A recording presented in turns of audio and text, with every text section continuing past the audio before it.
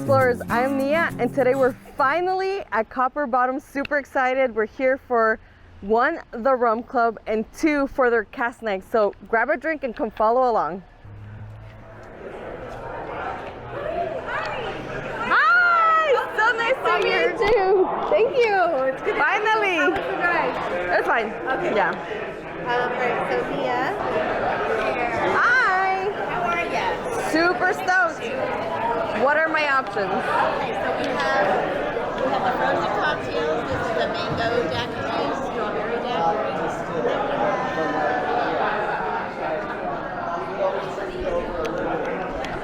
Can we take one? Thank you. Enjoy.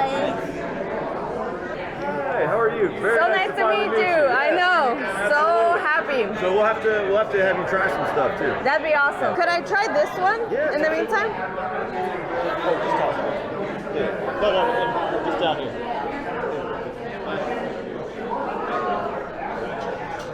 So this one is 3 years in a Four Roses bourbon barrel. Oh, okay. No sugars, flavors, any additives, anything like that. I see the bottle. Yeah. Oh, here you go. Same one. It's the same one.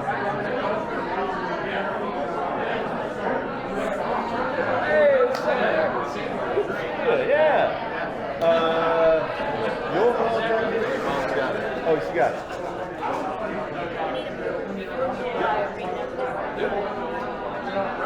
And they see you still have the bottled and bond. I do.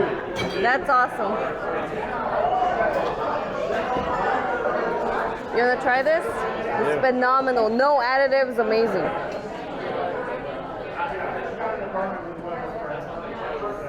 $80 proof, amazing.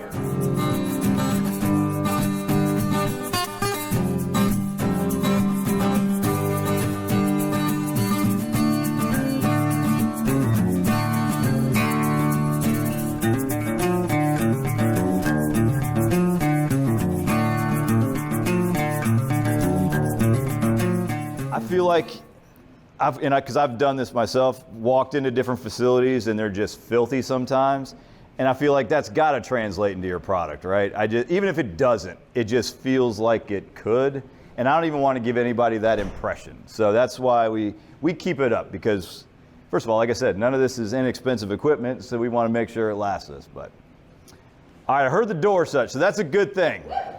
All right, so welcome everybody, come on in. So this is something that we have been wanting to do for a while. This is something that we've kind of experimented with some close friends of ours, and really worked out well. And the one thing that we've heard over and over again from that is people would really, really like this. And so he said, you know what, let's open this up, and we can't open it up to everybody because, again, we don't only have so much room in here. But we figured it'd be a great opportunity to open up to the Rum Club. So, first thing I want to do is we want to open up a barrel that, this is kind of a special barrel. What, you all right? I was going to go get the thing. Yeah, you can go get, you want to go? My favorite thing. Yeah. So she's going to grab our thief. Yeah. Yeah, so for those of you guys who don't know, this is a barrel thief, whiskey thief, wine thief. We just call it a barrel thief.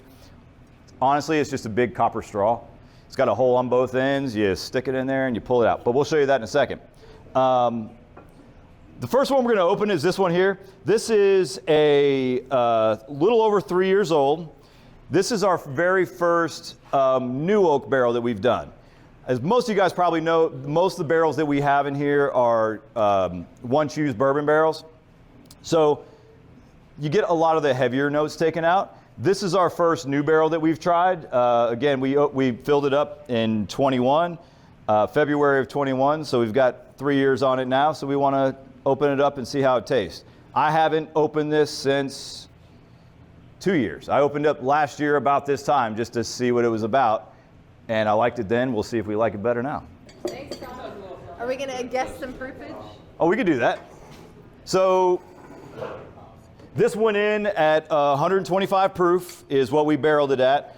So we're going to take some out and see what it is, because it might be different. So this is how we pull the bungs. Everybody does it a little different. This was my dad's brilliant idea, and it actually works really great. This is an old slide hammer, an old body shop slide hammer. to like pull dents and stuff like that. We just welded a little screw onto the end of it, screw it down there real good. We're removing the bung from the bung hole. That is true. She is, yes, exactly. And then you just give it a good pull, and it pops right out. Best sound ever. Right? So that smells pretty good already. So, got that. All right. So, again, this is just like a big straw. Just throw it in there. The only problem is it's going to take a little bit with this many people, but we're just going to give everybody a little sample just to see what you think. Be mindful that it is barrel strength, so it is very strong. We're going to tell you exactly how strong it is here in just a second. There's no need to like stir it or anything. No, there's no need to stir it or anything. Honestly, it's we don't ever. That's a pretty nice color coming out of that thing. Yeah, so we don't ever spin barrels or rotate barrels or mix it up or anything. The alcohol is the alcohol. It's in there. It's doing its thing for 3 years now, so it's good to go. Like I said, this is a new oak barrel, so this is going to have a little different taste than our single barrel that we have in there. This is a number 3 char, and I believe it's a medium toast. So it's a medium toast barrel, number 3 char. For people that don't know what that means, there's 4 different levels of char when it comes to barrels. 4 being the highest, 1 being the lowest, and then there's also different levels of toast on the barrel. The way I kind of like to explain barrels is kind of like steak. If you can have a burnt steak and a raw steak, right? Well, each one of those tastes very different. Just like barrels, if I put the same liquid in a brand new unheat treated barrel, and I put one in a number 4 char, very burnt barrel, it's going to come out and a couple years later tasting very, very different. But just like steak, there's a lot of different levels of toast and char in between. So, you know, you can have medium rare, all these different things. Just like that, there's a bunch of different levels of toast, a bunch of different levels of char, and each one of those is going to give you a slightly different flavor. Like I said, this was a medium toast, number 3 char. Let's get started with this. Who rates those? The manufacturers themselves, yeah, there's a number 4 is a very like alligator scale, like flaking off kind of a char. Number 3, actually, behind probably one of you guys over there, just below you, there should be a loose stave in between the barrels. On the bottom there, yeah. That is going to be like a number 3 char, I believe. And if you want to pass that around, you're more. So that is a stave that we took apart. We took apart a barrel that we were done with. That's what the charring looks like on the inside. It's all charred, so it's actually burnt on the inside. If you look on the side of that stave, you'll actually get a little red line. That's how deep into the wood that's how deep in the wood the alcohol actually goes. And that alcohol moving in and out of that barrel actually dissolves the compounds, and that's what gives you all the color and the flavor. I'll give that to you. All right. So I put it in at 125. Any guesses? I get nervous when the officials bring out those things. Yeah. You don't have to blow. You don't have to pee in a cup. You're fine. 150. 150. That's a big one. 130. 140. I'm going to pretty much tell you it's probably not going to be 125. That's a good question. It varies, and that's why I'm not real sure. What is the highest proof you've ever poured? So I pulled our bottled in bond, not the last one, but the first bottled in bond we did, went in at 125, came out at 150. 152, I think, actually.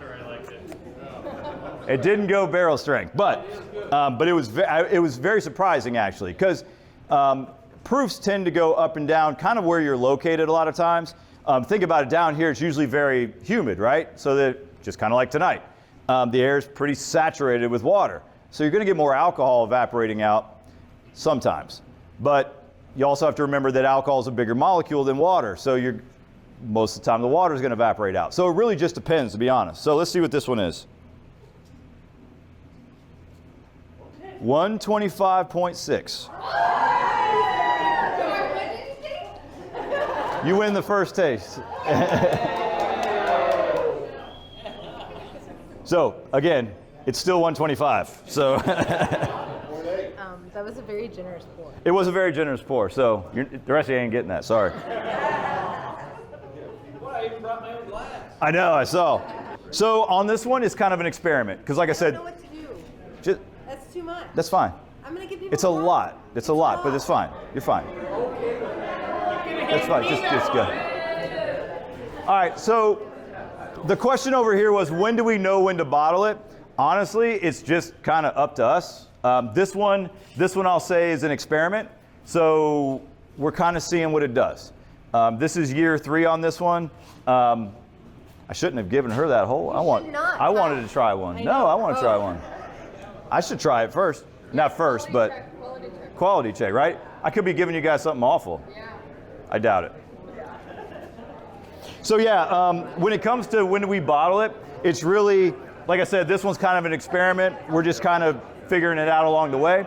But generally what I'll do is if I have a single barrel or something like that I need to get done, I'll pull 3 or 4 barrels off the rack. We try them out. Whichever one we like the best, that's what we do. So is there a rule of thumb that you use like 3 years for sure? You won't go longer than 5 years? Or? No, there's no real rule of thumb. When it comes to us, we liked our single barrel around 3 years, which is generally what we do, 2 to 3 years. Minimum 2, but we always usually end up going closer to 3. But there's been a couple barrels that have ended up at 2. So really just depends on our single barrel. Now, the last bottled in bond that we released, that one was 6.5 years old. So yeah, really just depends. So is each barrel unique to itself? That's a great question. So the question was, is each barrel unique to itself? Yes. So all of our products that we do are single barrel. So what that means is it's one barrel. So we pull a barrel, we bottle it. We don't do any blending. So because of that, every release is slightly different than the one before. So we are intentionally inconsistent. We like to see what each individual barrel does to the product. So every single release of our single barrel rum is going to be slightly different than the one before because we're using a different barrel. Every barrel is different. Every tree is different. So you're going to get slightly different flavors out of each one. Do you lower the proof before bottling it? Yes, we do. Sorry. So this is 125 in the barrel. We generally do lower it from here. Our single barrel rum is bottled at 80 proof. Like I said, the bottled in bond, we did at 100 proof. So it just depends on what product we're making and where we like it, honestly. So our sherry cask, we do it 86. The port cask, we do it 86. So it really just depends on what it is. So how do you bring it down? So the question was, how do you bring it down?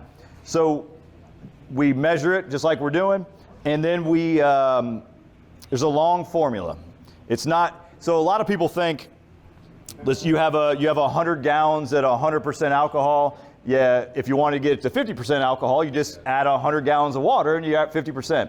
It's not the way it works. There's a big long formula that you have to go through in order to get from 100 to 50 or whatever number it is you're wanting to go to.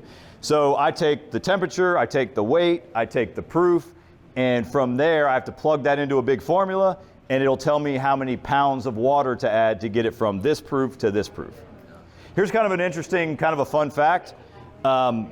Just like we were saying there, if you have 100 gallons of pure alcohol and then you have 100 gallons of water and you mix those two together, not only do you not get 50% alcohol, you also don't have 200 gallons anymore. The way the molecules actually fit together, you actually have a reduced volume with the two, with the water and the alcohol mixed together. So that's part of the reason why you can't just add the two together, because it actually reduces the volume.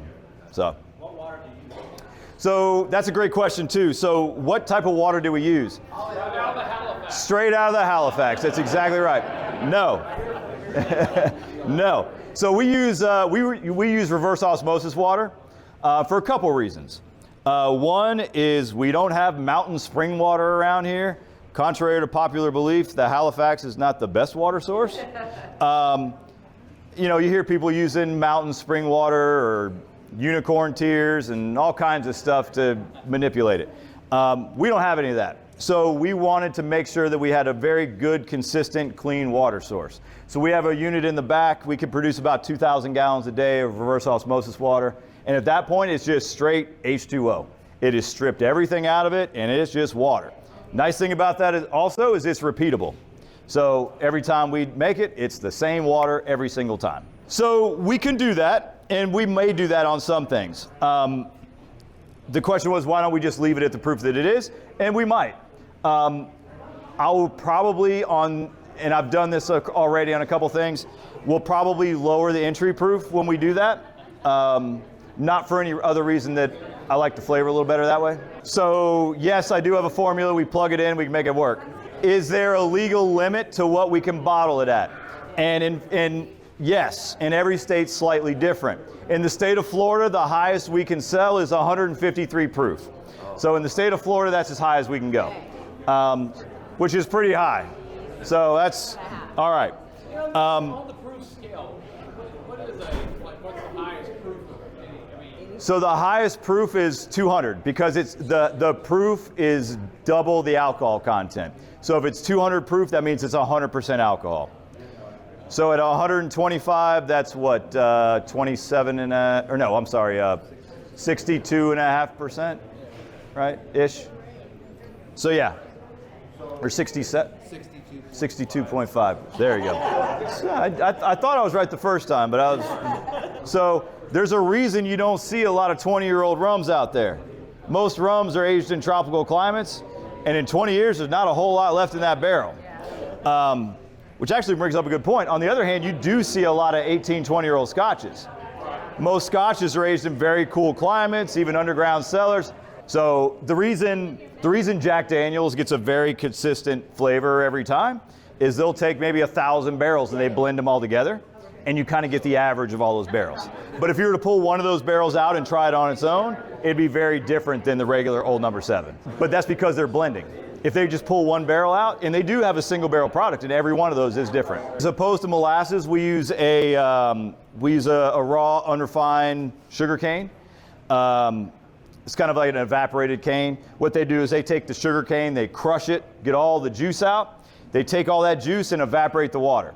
So it makes these giant blocks of just raw sugar. They take that, they grind it into a powder, and that's how we get it. Now what we'll do is we'll cook it up over here. This big round tank's our cooker. It's about 300 gallons. We'll put close to 500 pounds of sugar cane into 300 gallons of water. It'll go into the fermenters, these square tanks after that. Spends about 6 days. And when it's done, it's about 10% alcohol. but to get that sugar in there, that much sugar, you're lifting 50-pound bags. Correct. Thank you for pointing that out. That's right. I got you. Yeah. So then, so we use a Caribbean style yeast, and that's all I'm going to tell you. I'm not going to tell you anything. So then after that, it'll go into the still.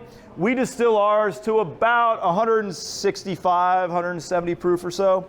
We'll go through the small column for that. So we'll go through the pot, the small column, out the other end, and we'll dilute it down to 125-ish usually, and then it'll sit there. For us, our single barrel is generally 2+ years old, and then we do other products that are 4 or more, just kind of depending on what it is we're doing. And we're only 7.5 years old, so as we get older, our products are going to get older along with it. One more question. Tell everybody about the roof and everything and how you had to adjust to make it fit. We made it. You did? It fit. So when we ordered the still and they engineered and everything for us, we knew exactly how tall the ceiling and everything was. We knew it was going to fit. For whatever reason, none of us really took into account, the engineers, nobody. There's a lot of plumbing behind it, which is an option, to be fair. It's a clean in place system, so all the plumbing for the clean in place is behind it. That pushed it out about 4 feet, which made it a little bit closer. So we had to kind of sneak it in there. But it fit, it works. Do you use glycol or water? Glycol. So we have a glycol chiller out back. The line's coming in to chill it, or glycol. Yep. We use a steam boiler to heat it. We use steam to heat it, glycol to cool it all down. None of this stuff is just sitting on a shelf. So yeah, we ordered this from a company out of Missouri.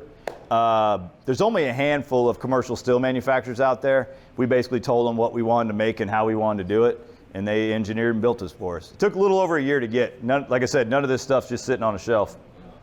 But I've got more. You can't just sit here and ask questions all night. I've got more. So Oh, that didn't work. Yep, that one right there.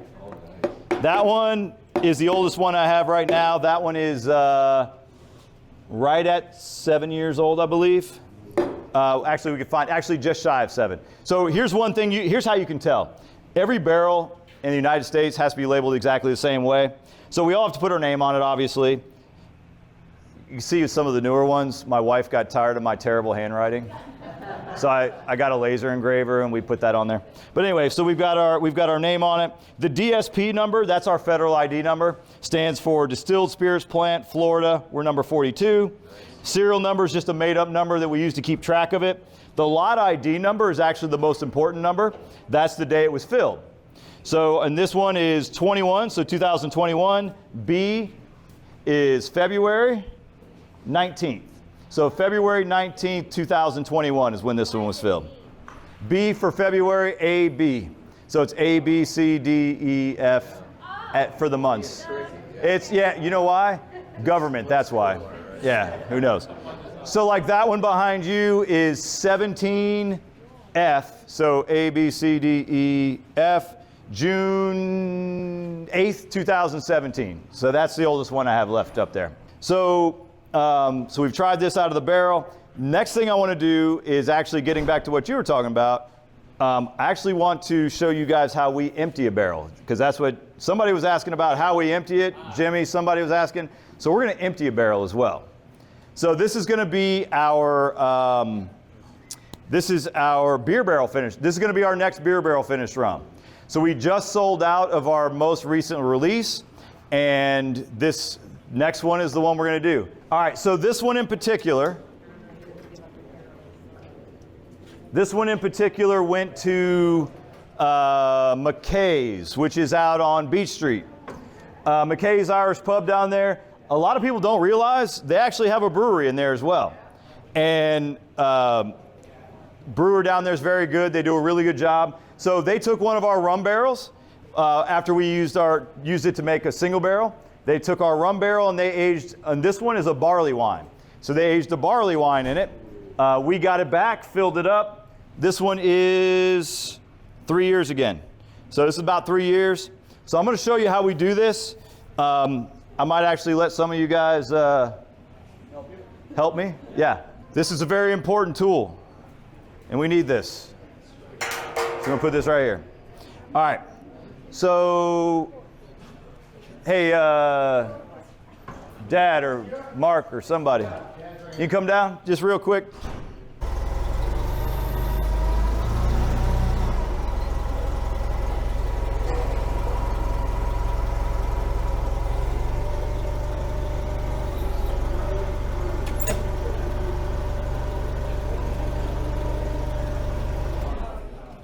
All right. So you guys were asking how we empty it. This is how we empty it. So we're going to show you, and we're going to let you taste it coming out of the barrel again. So this is, like I said, 3 years old. It was 2 years in a bourbon barrel, 1 year in a barley wine barrel that we did with McKay's. It is. It's an old slide hammer. Yep. There we go. Now this one, I have legitimately not opened up since we put it in. So I have no idea what this is going to taste like. All right, so I'm going to need a volunteer. That doesn't matter about you. That was quick. He was real quick. So we'll have a couple volunteers. But so what I'm going to need you to do is I'm going to need you to catch it in that. Can do. Yeah, we got to, because what happens is we'll get a lot of char that comes out of the barrel, and we don't want it to pump through the pumps and all that, so we strain it out first. So come off the little bit here, come off to the side, because he's going to have to move it a little bit just to kind of catch it some.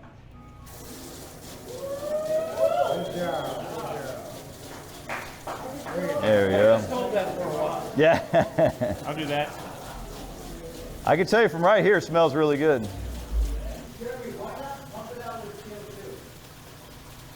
Because this is faster, and I don't have CO2. No, honestly, I just, because we actually will proof it down in here as well. So this is our blending tank. We do it right into the blending tank. Can we try it? We will. Yeah. Relax. We're getting there. All right. I'll come back some.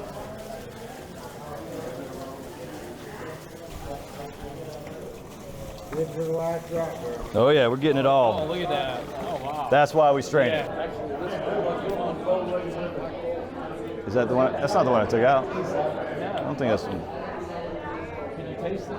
Bring your hair. You can eat it if you want to. No, I wouldn't. Yeah, 130.16. I haven't tried it. I'm sorry. Why is the color so much different? That one was darker. Because this was in a barley wine barrel, so it's a little different color that was from what was in there before.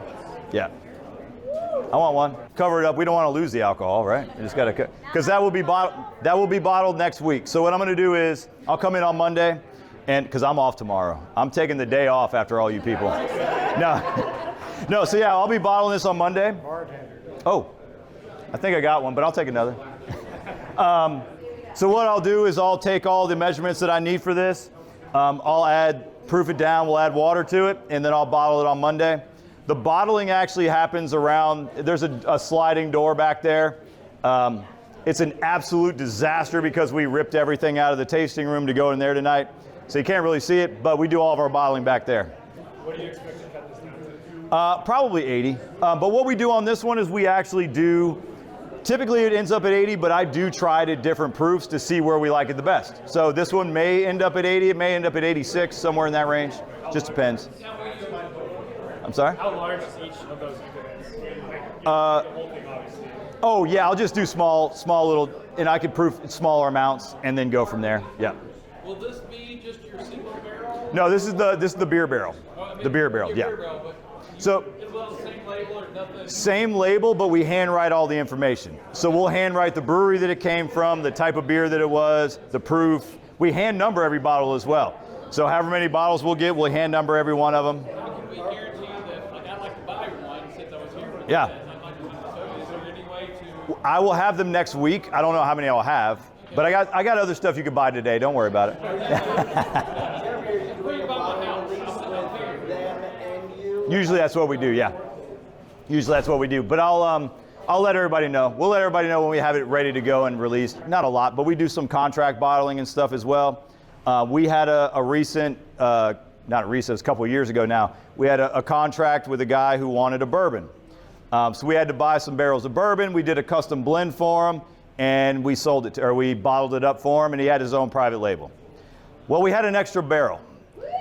So I didn't know what to do with it because we don't really sell bourbon, so we wanted to kind of figure out how we can make it our own and how we can make it a more of a Copper Bottom product. So what we did was we took our first, we took one of our rum barrels and we emptied that bourbon into one of our rum barrels. So we have a rum barrel finished bourbon. Oh, nice. So still going along the rum theme, right? So we're going along the rum theme, but we've got, this one's gonna be a rum barrel finished bourbon. So somebody, oh yeah. So I know a lot of you guys are into bourbon because a lot of people are. So who wants to, all right, Mr. Penny. Come on up, Mr. Penny. I'm from Kentucky. You know. I want you to pull the bung from the bung hole. I reminds me of college. So this is a high wheat. This is a wheated bourbon. So this is a wheated bourbon on this one. I don't remember the exact mash bill. It's I'll show you. I'll know what it is soon though. All right, so put it in as much as you can. That's what she said. Ah. Smack it up. What if I don't? Now take your hand off the top. Now just pull it straight up. Just don't throw it. Oh, sorry, got gross hands. All right. Now, if you're not done yet, hold on. Great question. So this was a 7-year-old bourbon. No, I'm sorry. This was a 6-year-old bourbon. It spent 2 years in this barrel. So this one is 8 years total. Wow. So 8-year-old bourbon. I'm going to need you to do the honors as well. You want me to jam it down? On No, don't jam it down the bottom. Kind of go at an angle. Put it in there. Take a little sample out. Put it in. Nothing. Do it again. Come on, do it right. Gotta let it sit for a second. It needs a bigger hole in the It bottom. needs a bigger hole. Fantastic. Nothing, man. Hold on. Hold on. Let me see how this. Hold on. It's. We actually just bottled this one. Yes, Sorry. please. I'll just take it. Sorry, Mr. Penny. So this is our brand new release that we're releasing tonight to you guys first. Now I will tell you, we don't have much. We got 138 bottles, which I can tell you there's not 138 because I want some too.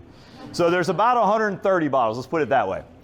This is 8 years old. The reason I know it because I put the mash bill on the back. This is a 60% corn, 22% wheat, 18% malted barley. It's bottled at 90 proof. It's a pretty beautiful bottle, isn't it? He designed it himself. I did. Yeah, so it's so this is an 8-year-old, 90 proof.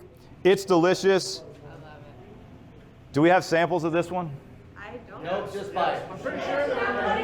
Oh, look, she has samples in the back. So here's what we're gonna do. So as we go back in, she has some samples up there for you. Grab some samples. We do have it, well, see everybody, I lost everybody. I shouldn't have said all that.